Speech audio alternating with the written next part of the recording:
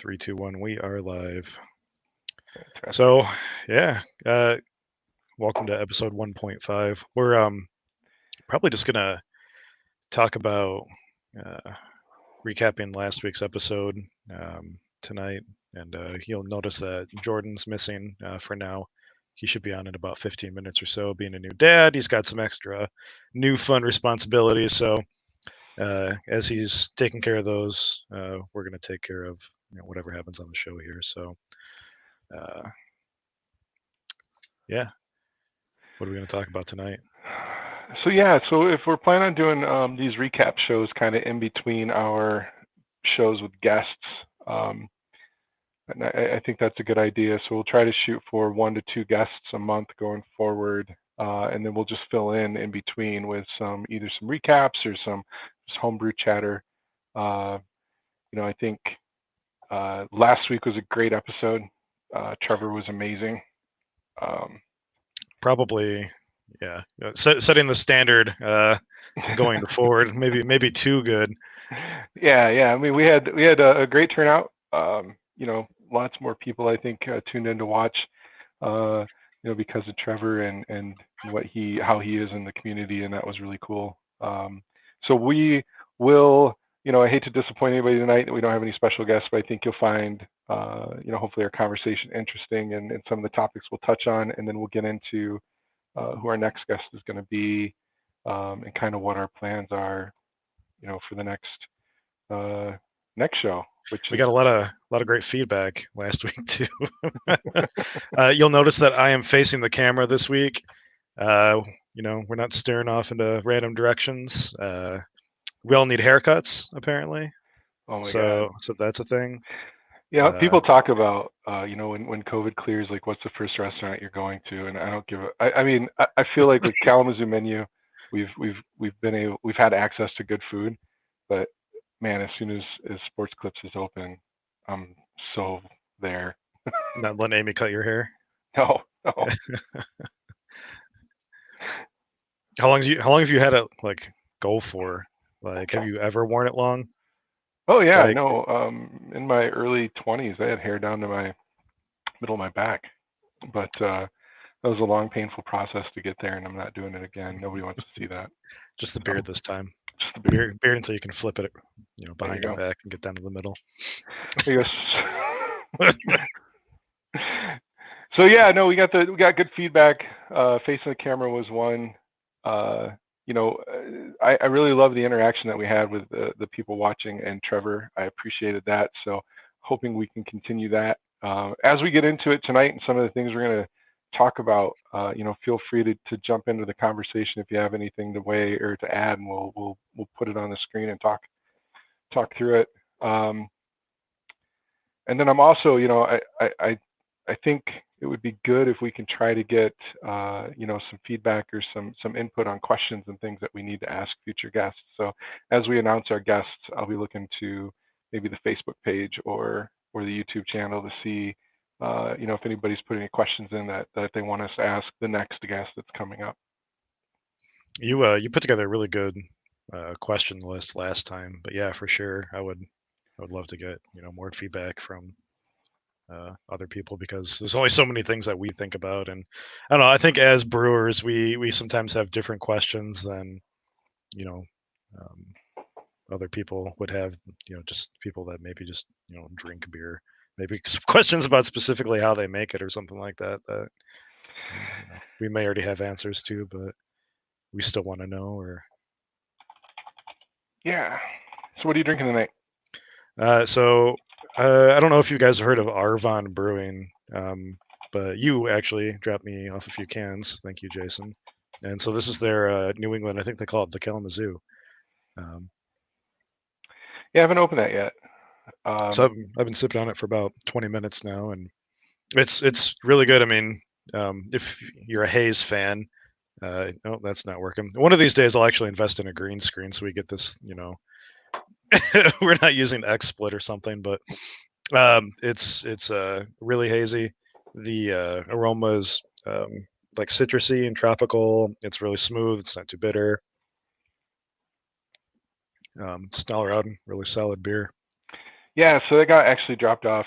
No, Amy went out for a run with some friends, and they dropped 10 or 12 cans on me to bring home, and it was stuff. I guess a friend of ours, Joan, has a membership there and gets a regular allotment or something. I had actually never had them before either, so thought I'd share with you. What are you drinking? Right now, starting off a little light, a little easy. Putting back a hams. Have we discussed like the love of hams on the show yet? It's that is a great beer, honestly. Like I used to be more of a bowling or something like that. I'm kind of a Bud Light guy, and I've slowly been converted, I think. Yeah, I have some homebrew to drink later. Have a fridge of craft beer, but I'm on this lager kick lately, and I think John. I know David Jones drinks hams and has been preaching the word of hams for a while. I really got exposed to it a few weeks ago with John Sutton.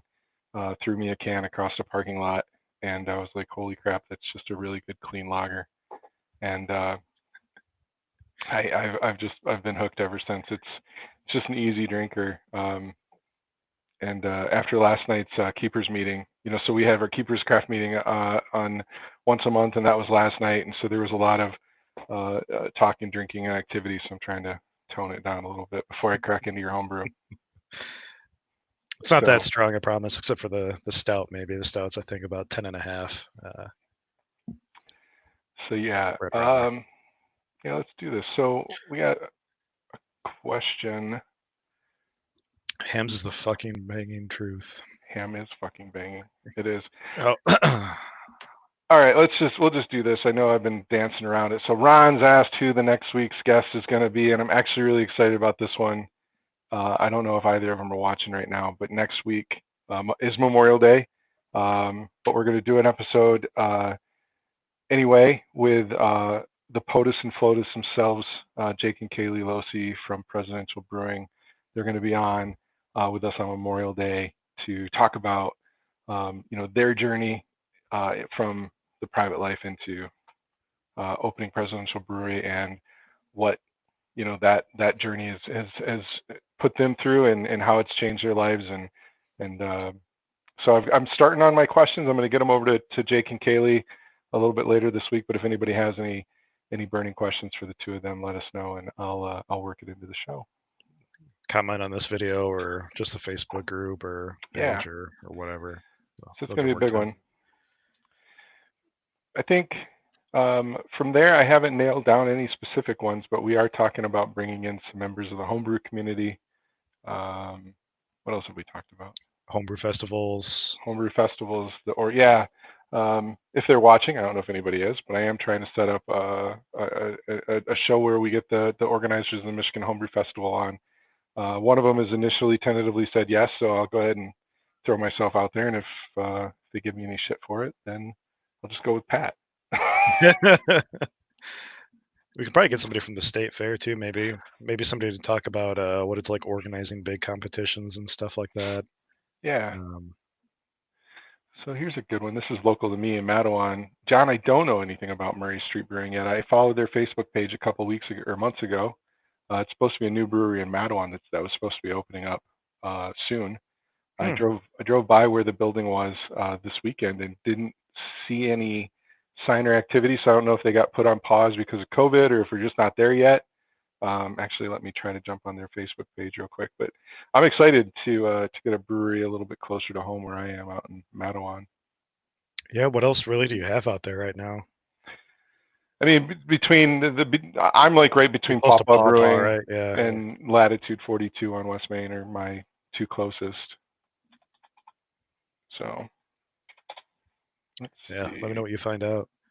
Yeah, I'm checking it real quick. In the meantime, a little wine and some clippers. That's not going to happen, Mike. I've asked Shayna if she wanted to cut my hair, and I think the answer was something along the lines of like no fucking chance. I've joked about getting one of those vacuums that has like the Flowbee. The Flowbee, yeah. and just getting all sucked up. You can use it like for the beer too, and get that thing all like straightened out and cut to the right length. Not a I chance. don't, I don't, I don't know what kind of settings it has for length and stuff though. So I um, heard that they were actually running there was like a shortage of them. Like nobody should ever buy these things yet. There was like nobody could find them because people they were doing everything that they could to like cut their hair in at least somewhat like a reasonable way possible. It certainly does suck. I think Jordan's about to join us too. looks like Jordan is coming in. Do we bring him in or can he add himself? We'll just do Yeah, that. there he is. Jordan, Dad, welcome. Can you hear us all right? Yeah, I can hear you. Sorry, I think I was muted. Sorry about being late. No, That you're was fine. tried to plan things, but when kids best laid plans. Yeah, so we didn't actually talk about it last time. Right before our last show, you had a baby, right? Just Yes, a yes, couple I weeks did. ago. He's 2 weeks old on Wednesday, so real young, but he's pretty good. He's a good kid. I'm enjoying it so far. Right on. So what are you drinking tonight? Oh, I didn't even grab anything. kind of rushed down here. I do have a Kolsch on tap though. I should probably grab some of that. Right on. So tonight, I think Brian and we texted and said we should talk about some of our homebrew mishaps maybe. And oh yeah, I got plenty of those. Some of those in. So Brian, you had.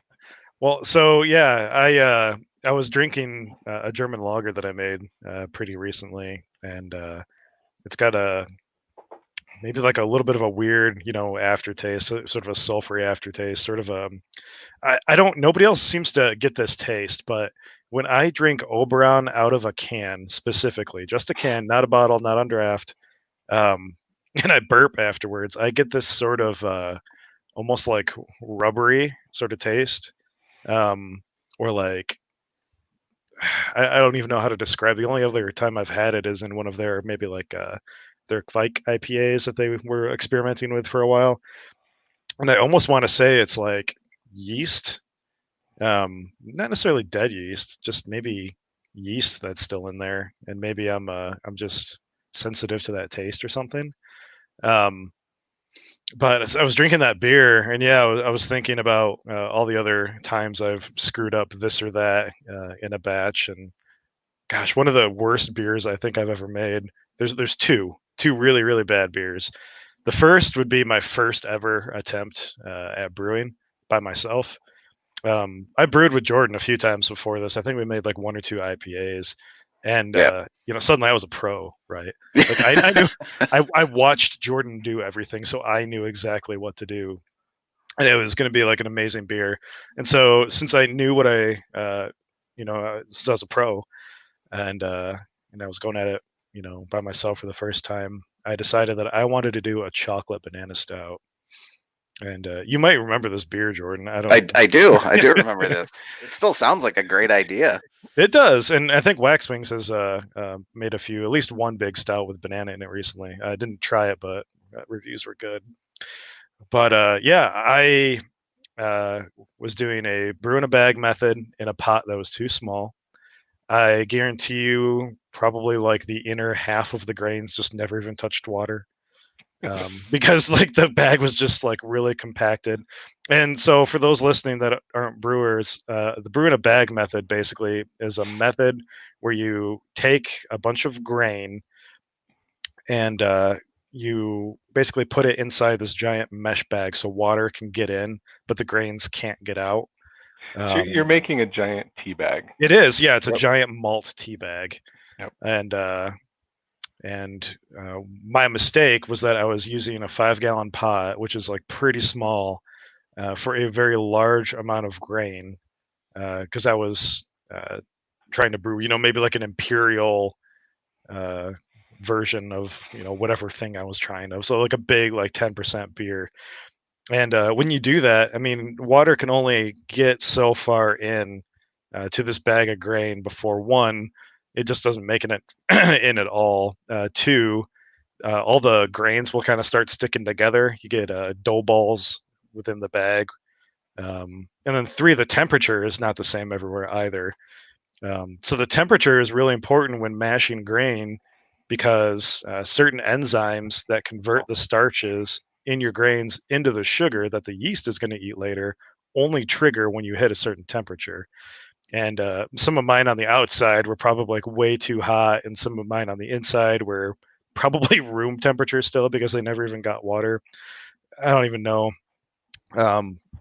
Went through it anyway. The stout, the big black thick stout, was kind of like a clearish brown sort of color, because again, not all those malts got exposed to the water.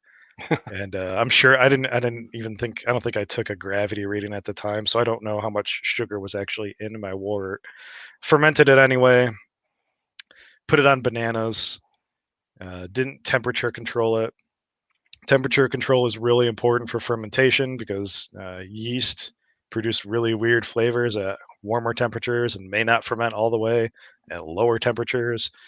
Mine went warm, so it produced, what I would call like a very strong homebrew flavor in that beer. And then the banana, I don't think I let ferment out all the way.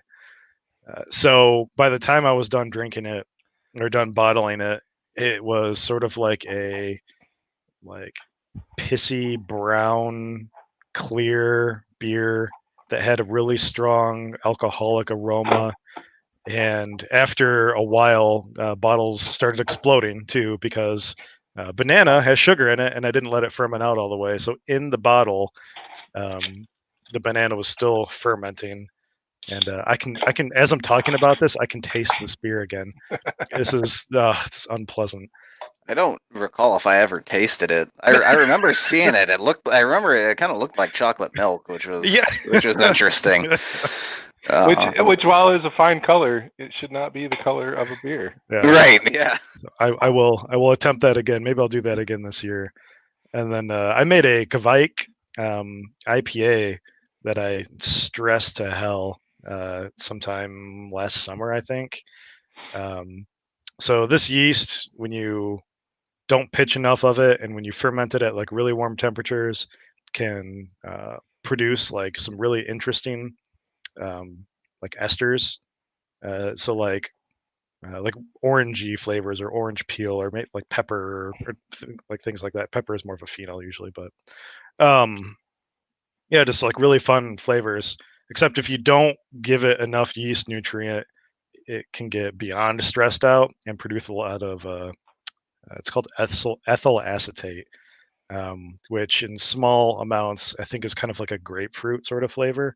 It's delicious, but when you get too much, it smells just like nail polish remover because it's an acetate.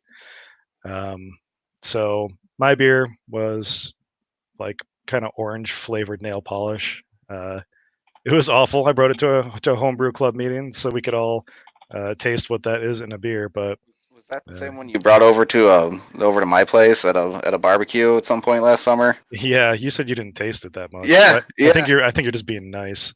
No, seriously. Like that is if acetaldehyde is my superpower, that's my kryptonite because I could not taste it at all. And that's one thing that I learned too is that other people had said that they had tasted that in my beers too, and I'm like, I never have, and this is why I can't taste it. Like, so we just had a comment. I'm hearing it too. Patrick is saying that your audio is kind of sometimes really quiet and sometimes really loud. Yeah. Oh, mine? Yeah. Mm. Don't sit on your Switch. Yeah.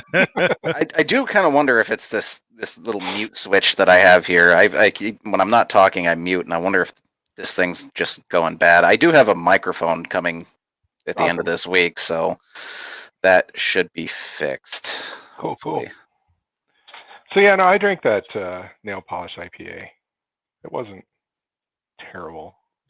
You're all real nice. Yeah. So I was telling Amy about this, thought at dinner, where we were talking about, the shitty brews or brews gone wrong. And, I had gone back to the pumpkin beer that I dumped all over my kitchen years ago. I thought of that, and I think I've already talked about that on air, but her and Rachel reminded me of the gang beer, of the sour beer gone bad that I actually brewed with Brian and David and a few other people from Keepers of Craft, which is our club. So every year we go to the homebrew competition or the homebrew festival over in Clarkston, and for the last few years we've gotten together as a club and we brewed a beer as a group to enter in, and as a group competition. It's called a gang beer, and a couple of years ago everybody's on this big sour kick, and sours are the thing, kettle sours.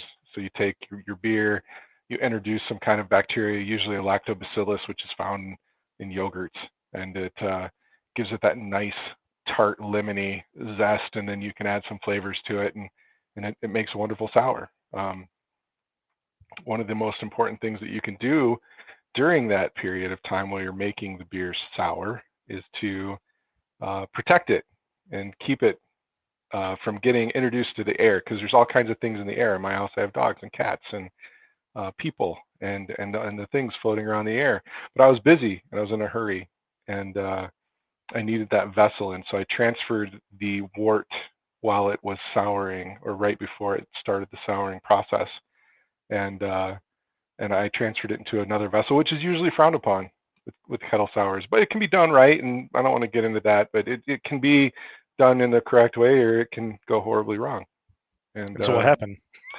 It Did went it go horribly wrong.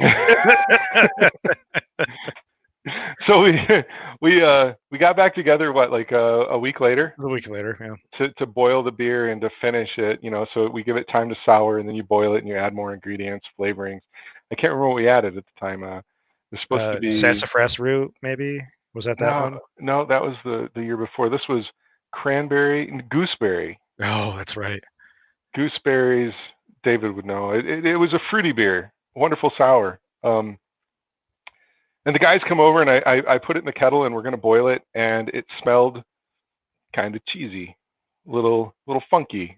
And my experience with sours before is they smell a little weird when you start to boil them, but as you boil them, you break that down, and the smell goes away. And that didn't really happen. It just kept getting more pungent and more, dog cheesy. shitty. Yeah, whatever. So moving forward, I fermented this beer. The whole time I'm kind of wondering what went wrong, what could have gone wrong. My stepdaughter was getting ready to go to a 2-week band camp. My wife and I were getting ready to go to Curacao for a vacation. So we go to, the house stinks. Amy's pissed, whatever. We send Rachel off to band camp. We get in the airport, or we get in the car and we go to the airport. And I think while traveling, I don't know where we were at, either between here in Chicago or Miami, Rachel's texting Amy and talking about how all of her clothes stink. And it's this funky, cheesy, animal-y vomit smell, and it's just not going away. And I think we had to have my mom kind of drop everything and go and buy laundry detergent and go up to Rachel and then help her do laundry. Or I don't actually remember if she did the laundry for her, or if Rachel just did the laundry. She had to wash all of her clothes again to get rid of this smell. Brian, you went home, right? I went home, and a lot of you know that I help run Kalamazoo Rabbit Rescue with my girlfriend Shayna, and barely help. She does all the work, but she was doing a rabbit adoption at the time, and I came back home in the middle of it, and we started to apologize for the smell in the house, because like something just smelled like dog shit. And we thought that it was our neighbors mowing the lawn. Like, we had all the windows open. Our neighbors have like a bunch of dogs, and like we figured like just something was coming from their house. And I checked my shoes, like, to make sure I didn't step in something. And all the time we're just like, we're really sorry about the smell. So sorry about the smell. Shayna smelled it. I could smell it. The adoption went well and fine after that. And after that ended, we were both laughing like, what is that? What is going on? And Shayna comes in to hug me, and she pulls back, and she's like, dude. And I'm like, what? Like, I guess I can't smell it anymore, or at least didn't know it was on me because I was just used to it because we were boiling over at Jason's for God knows how long. But yeah, it literally smelled like I stepped in a pile of like warm dog shit. It was on my hat. My shirt smelled like it. My jeans smelled like it. I had to wash everything that I wore. It was awful. Yeah, I thought I was going to be banned from ever brewing a sour beer again in the house. I came home from vacation and I actually tasted this beer. So we let it ferment and it did not go. I mean, it kept getting worse and worse. And I tasted it and it was like rotten meat, rotten cheese. It was just pungent. Whatever it picked up in the air that grew, so the bacteria, good bacteria gets into beer and eats some of the proteins and the enzymes and the sugars in the beer and it makes the nice flavors, or it makes alcohol, and it's wonderful and it's good. But man, there are just some things that get in there and then just turn to horrible nightmares. So I wound up dumping that beer outside. My yard stunk for days. Emergency rebrew. Had the guys come back over, redid it again. We went on to take that to Michigan Homebrew Fest. Served our sour and actually took second place in By the half a point, competition by half a point. Yeah. So I mean, it had a good ending, but I had totally forgot about it. I blocked it out of my memory, and we're sitting there at dinner tonight, and Rachel had this roommate at band camp, Grace, nice girl. And I said, man, I totally forgotten about that sour beer. And she's like, Grace hasn't. She just mentioned it to me the other night. And I'm like, what the hell? This smell was so bad. It scarred this poor girl. So Jordan, what about you? How have you fucked up a beer in a great way? Well, there's one that comes to mind. This was it's a couple of years before I moved to my house. It was probably 5 or 6 years ago. I guess on a more recent example, I am sitting on a beer right now that I tasted just a while ago, and it tasted god awful. I just closed the fermenter and I'm letting it sit because before I have time to figure out what's going on with it. But I brewed a triple a few years ago and ended up getting what I think is a lacto infection on the back end. So completely on me with sanitation. But just being the curious brewer I am, I ended up just bottling it, and I think I still have 2 or 3 bottles of it left. So, yeah. So we have Kevin, a good Michigan Homebrew Fest friend of ours, Livingston Social Brew Club. I think we shouted him out last week. So he had to ask who took first, and of course it was Livingston. They beat us by that half a point. I forget. That was the Orange Brute, was it? I just asked. I can't remember. Orange Brute sounds right. Maybe that was it. It was good. Livingston Brews good beer. I'm really glad that when we go to Homebrew Fest, not if, I know we're going. When we go to Homebrew Fest this year, we're going to be next door to them, and that's going to be a blast, partying with Livingston Social. So if anybody out there that's watching that have these nightmare stories about the brews that they've made, pop it in there, and we'll bring it on. Or hell, if you got a camera, we'll bring you on. Yeah, sure. Why not? Absolutely.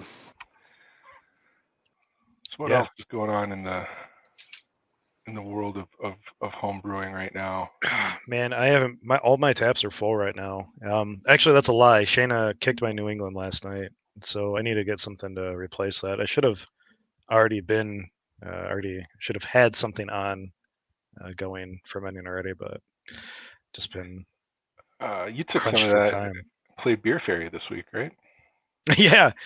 So if people aren't aware, a new Facebook group is trying to creep up called Beer Me Kalamazoo, and there's been a kind of a rising trend in like beer fairy groups, I guess is kind of what they're being called.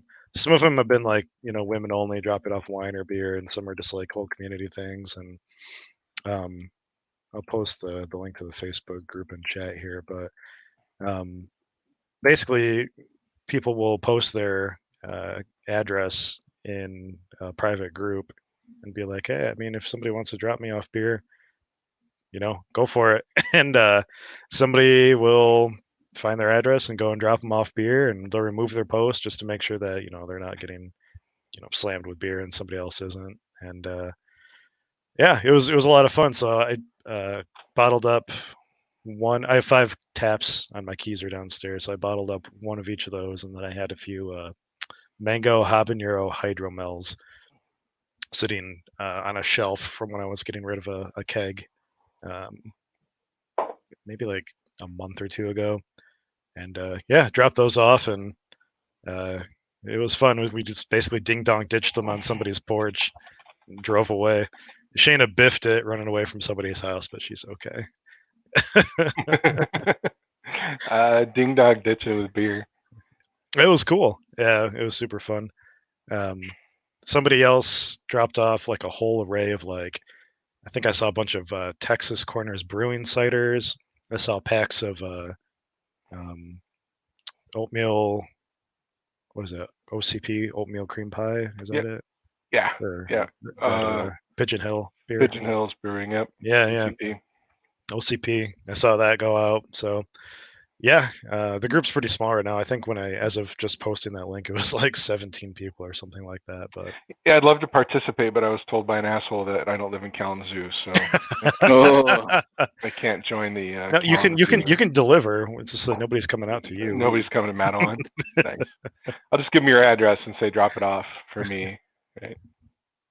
I'll come out to you. I'll go drop some stuff off. No, you know what I've been craving is I've had 2 coffee blondes lately. One from Arvon, and then I had another from Bill Blakesley. And for those for the uninitiated, Bill took the Bell's homebrew competition last year in 2019 with a Imperial Coffee Blonde, and that thing's just killer. And so he rebrewed it, with his own wort instead of using the Bell's base wort. And man, it has me really in the mood for that. So I'm probably doing one of those soon. I need to do your creamsicle IPA. Yep. We can do a Who Done It Better. I think he's trying something. I don't know what he's trying, but yeah. And then man, what else? There's stouts I want to do. I don't know what's on your docket right now. So right now I'm finishing up. I need a keg and bottle that Big Brew Day beer. Oh, Bill's on. Yeah, Bill's on. That's cool. Thanks for watching, Bill. That coffee blonde was amazing. I got to have some of the barrel aged from Bill a few weeks ago. It was just mind blowing. Bill, do you know when? Have you heard yet from Bell's when you're gonna potentially start brewing that? If you know. But no, I am going to be. My next thing is actually brewing another milkshake lacto IPA. I've been playing around. That creamsicle recipe was so great, and unfortunately, it's already.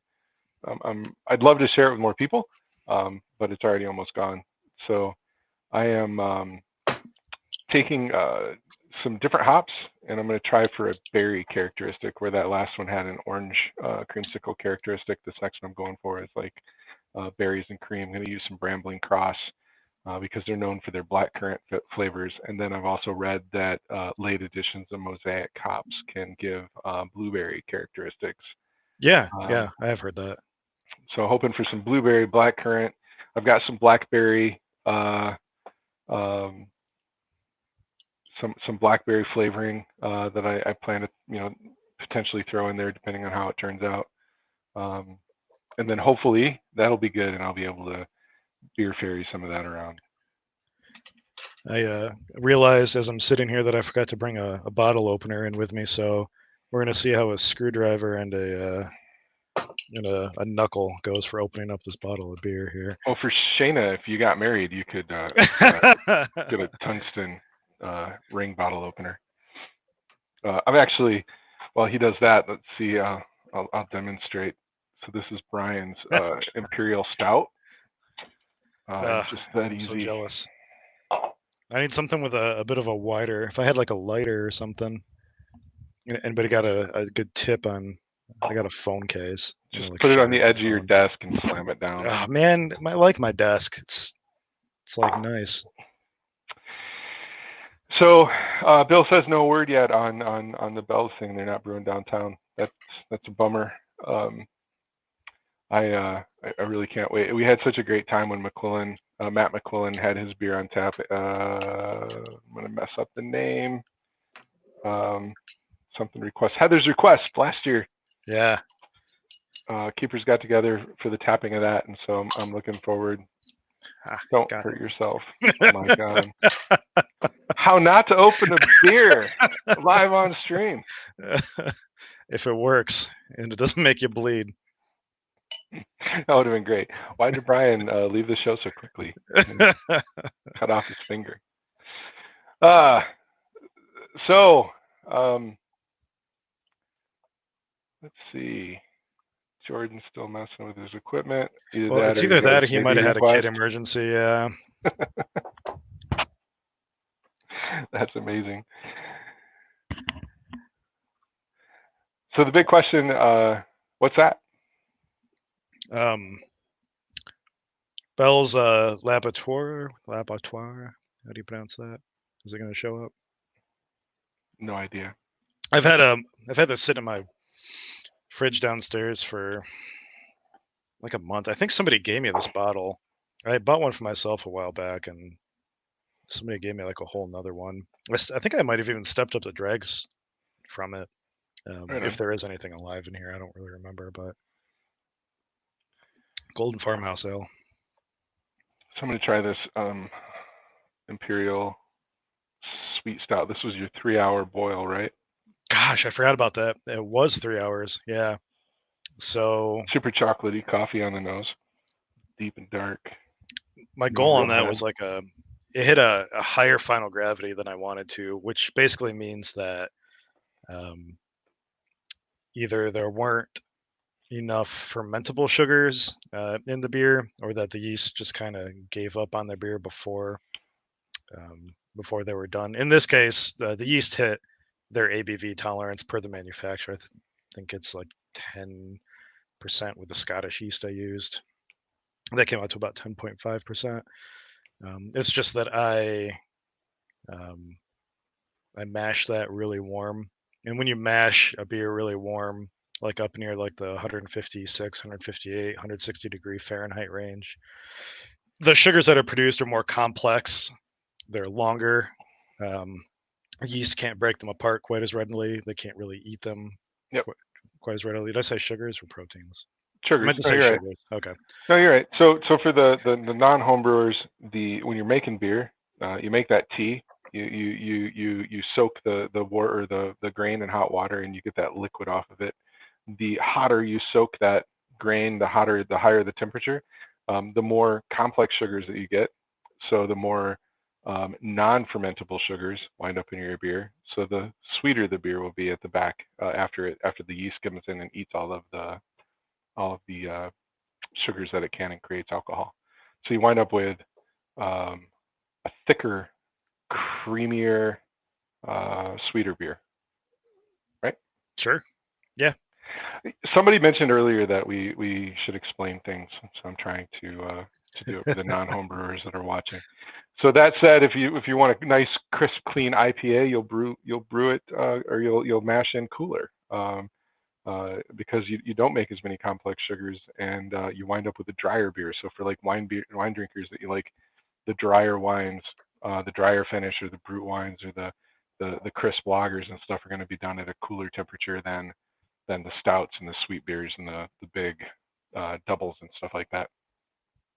That said, this beer is absolute shit. Cheers. No. Cheers. Yeah. No, it's great. I feel like if it was aged, this would be like a darkness or something. Like I don't want to say Dark Lord because I haven't had the greatest experience with Dark Lord, but this does. It reminds me of Surly's Darkness. It's big, it's black, it's got good bitter, but not like the charcoal bitter. A good coffee bitter. Hold on. Yeah, it definitely. I think that was somewhere around like 70, 80 IBUs. Hmm. Like I punched that thing with hops. I think it was like 2.5 ounces of Magnum right at the beginning. Yeah. Super glad to be drinking a 10% beer right now. Yeah. Kicking this bad boy back, but no, it's good. It's sweet but not under attenuated. Yeah, I'm happy It's a with it. really good imperial stout. Too bad there aren't any competitions this year to enter it into. I know. We'll see what happens with the state fair. State fair. I'm gonna bottle that up and sit on it for a while. So maybe I'll do that tomorrow. I did a Russian Imperial a few years ago, and I think the last bottle I had was 3 years old when I tried it. It was probably one of the best beers I ever brewed, just because I let it sit for that long. So sad that I entered it in the wrong category. I all of it's gone now, but I brewed a Russian Imperial last year during the winter, I think, and man, so I followed a recipe out of Brewing Classic Styles. I think there's 2 recipes for a Russian Imperial in that book, and I can't remember what the name of this particular beer was. It's the second of whatever the Russian Imperial stout recipes are. But this thing called for so many hops. Um, I think it was somewhere around like 12 ounces or something like that. I mean, it was just bitter, and it had like almost sort of like a minty like flavor thing going on. So drinking it like right off the tap when I was um, first kegging it, it was sort of like really not balanced and um, kind of bitter and kind of sweet, and it didn't really know what it wanted to be. And I was like, well, screw it. I mean, it's so bitter because I think these kind of beers are supposed to be aged, maybe like 3 months minimum, just to kind of let everything blend together. And so yeah, I bottled up maybe like a case of these beers and let it sit. And yeah, I came back to it maybe 3 months later, and every so often afterwards, that beer just it was Yeah. killer. I am sad I didn't save more, but my mentality was I can just make it again. So I got to do that again too. I've So many things. never made it again. I actually had a barrel from Journeyman that I was aging my ris in, and a bourbon barrel, and yeah, the barrel died out. Now it's been cleaned and sanitized, and I'm going to turn it into a sour barrel. But I'll never get back to that unless I try to get another bourbon barrel. But I don't know if it'd be the same. That actually reminds me, though. There's a story talking about a brewery mishap, and I don't know if he watched last week. I don't know if he's watching this week, but when I brewed that Russian Imperial Stout, it was I called it Black Feather, and the reason for that was it was a black IPA or black stout, and it was going into a Journeyman Featherbone barrel. So Black Feather was my play there. It was like cool. So my good friend Trent Rinke, he was brewing the same recipe, but he had a whiskey barrel, a Journeyman, I believe it was a Journeyman whiskey barrel. Is Silver Cross their whiskey? Might be. But anyway, so he had a whiskey barrel, and he was going to put it in that, and I was super excited for it. And he brewed the same recipe, and this is for the home brewers that brew out in their garage or around propane. I brew in my kitchen. I've always brewed in my kitchen. I enjoy brewing in my kitchen. It's safe and clean and air conditioned. Convenient, yeah. And convenient. But he was brewing in his garage in flip flops, and brewing this big giant Russian Imperial Stout, and it boiled over on him, and he got major burns on his feet. And he called it, so he named his beer Scarfoot. And and it was, I think, the only time it ever got brewed as well. But man, trying the same recipe on a bourbon barrel versus a whiskey barrel, it was so cool to see the differences that the barrel imparted. Even though I'm sorry that it caused Trent major bodily injury. I've thankfully never burned myself brewing. Yeah, I've never dumped boiling wort on myself. I've never really given myself like a super serious injury that I can think of. I can't imagine brewing without shoes on. You know, I do it all the time in my kitchen, but I don't have the boil overs like you guys do. I used to, I brew on a glass top stove that I actually bought specifically for home brewing. You know, I bought the electric stove with the highest BTUs, and I can still hit boil, you know, on my 6-gallon batches in under 20 minutes, which is what most people are pegging with propane. But that stove gives me the ability to wrap my kettle in a towel if it starts to boil over and just let it go. Yeah. You know, and I don't have any open flame or any worry of that. And then I bought a big 15-gallon kettle that barely fits on my stove now, but it's so cool to boil in because that thing can't boil over.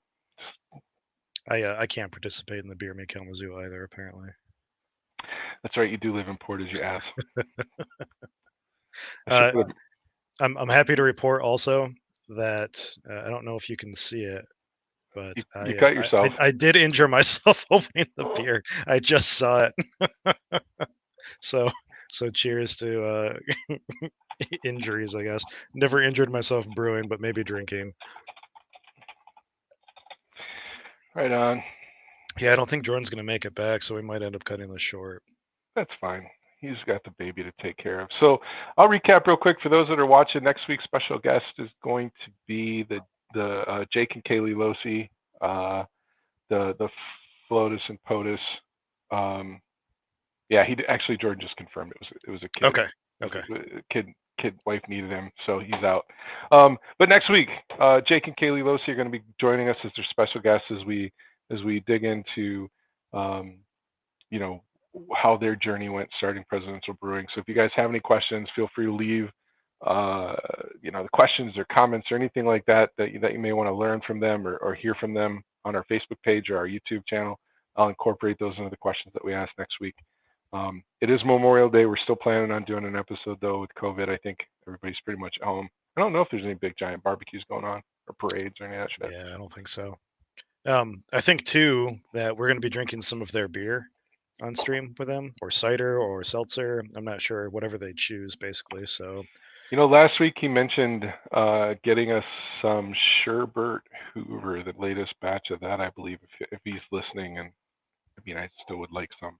So yeah, if anybody else wants to, you know, buy some of that and drink it with us too, then, you know, by all means. We'll confirm when we make the show posting. Yeah, sometime the next few days here too. So yeah, it should be fun.